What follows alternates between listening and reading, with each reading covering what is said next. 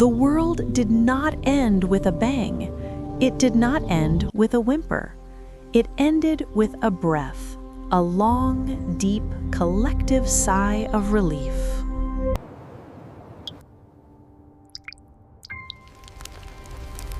Look closely at this cracked screen, half buried in the silt of Wall Street.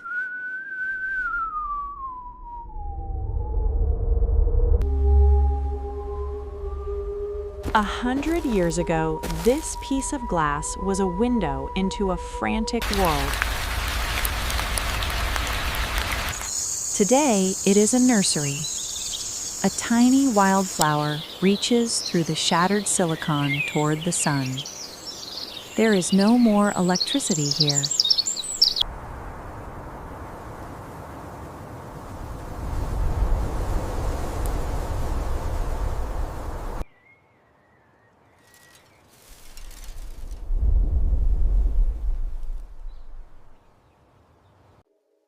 Yet the city has never been more illuminated. The great silence has fallen over Manhattan. If you listen, really listen, you will hear the music of the return.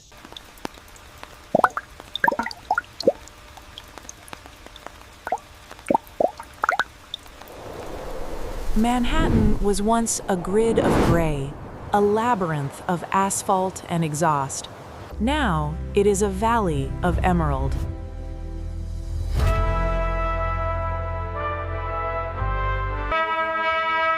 Without the constant hum of millions, the air has purified into something sweet, smelling of damp earth and blooming lavender.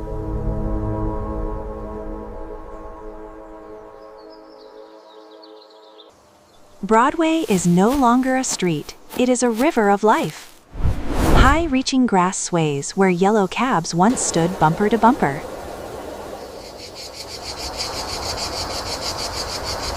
Nature did not destroy our infrastructure, she adopted it.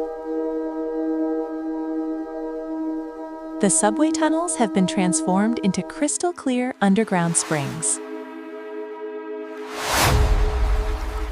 Roots from the massive trees above have broken through the concrete ceilings, reaching down like fingers, filtering the water into pristine lagoons.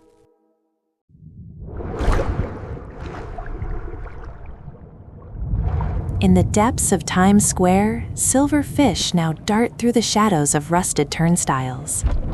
Nature is using our skeletons to build her masterpiece.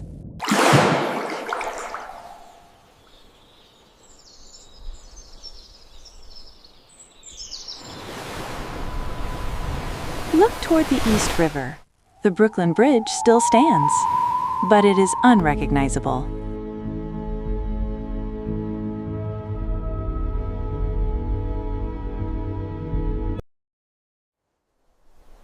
The steel cables are no longer bare.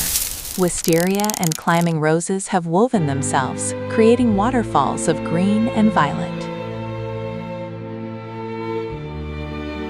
It has become the Hanging Garden Bridge.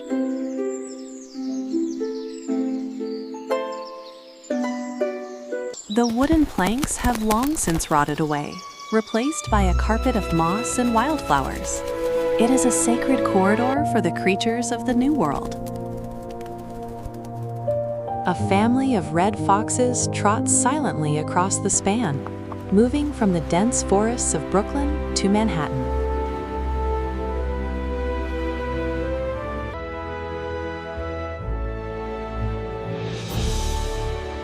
Below, the river has forgotten the oil and the waste. Atlantic sturgeon and even pods of dolphins have returned to the harbor. The steel cables hum with the song of the wind through 1,000 leaves.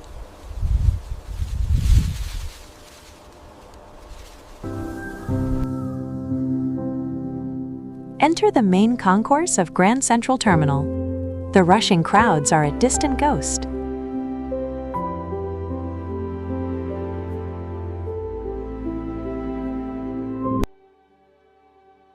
The roof's celestial map, the gold leaf constellations of the zodiac, has partially collapsed, allowing massive shafts of golden sunlight to pour into the hall.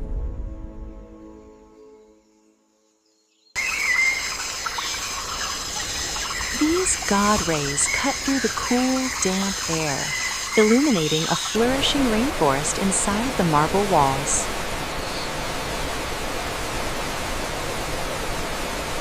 Giant ferns and tropical palms erupt from the floor where the information booth once stood. The clock, its brass polished by the humidity and time, has stopped forever. For time no longer matters here. Birds of paradise with plumage of fire and gold nest in the ornate cornices. At night, the terminal is transformed. The real stars shine through the holes in the roof. The echoes of all aboard have been replaced by the haunting call of a lone owl.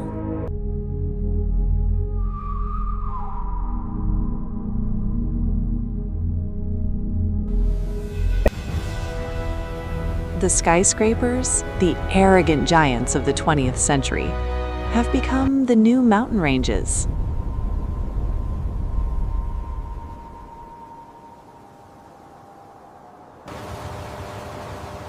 The Empire State Building and the Chrysler Building are no longer offices of glass and steel. They are vertical ecosystems.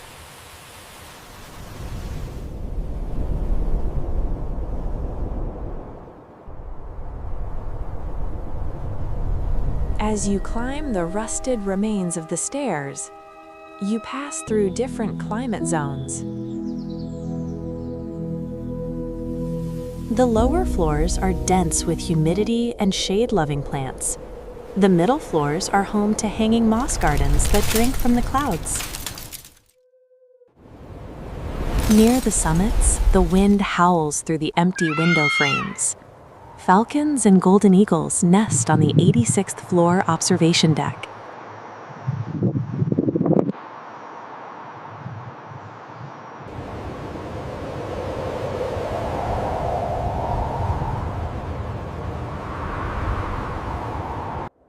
The silver spire of the Chrysler Building glows like hammered silver. In their decay, they have found a higher purpose. They are the lungs of the city.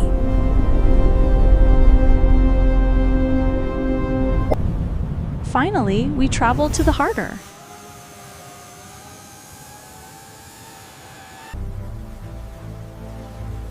Standing tall in the rising tide is the Lady of the Harbor. The Statue of Liberty is no longer a cold monument of copper.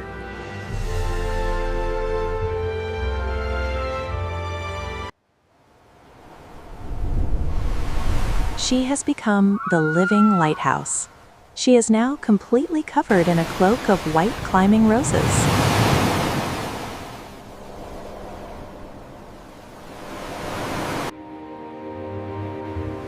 From a distance, she looks like a mountain of snow rising from the sea.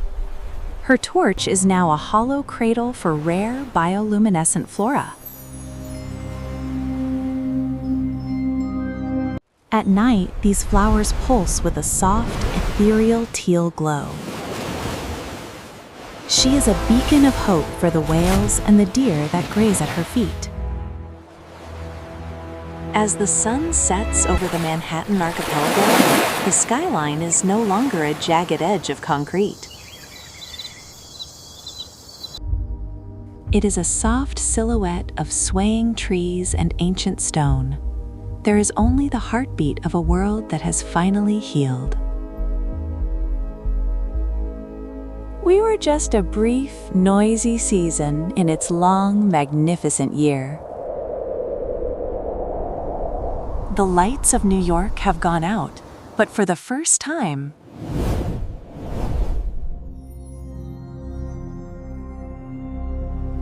we can finally see the stars.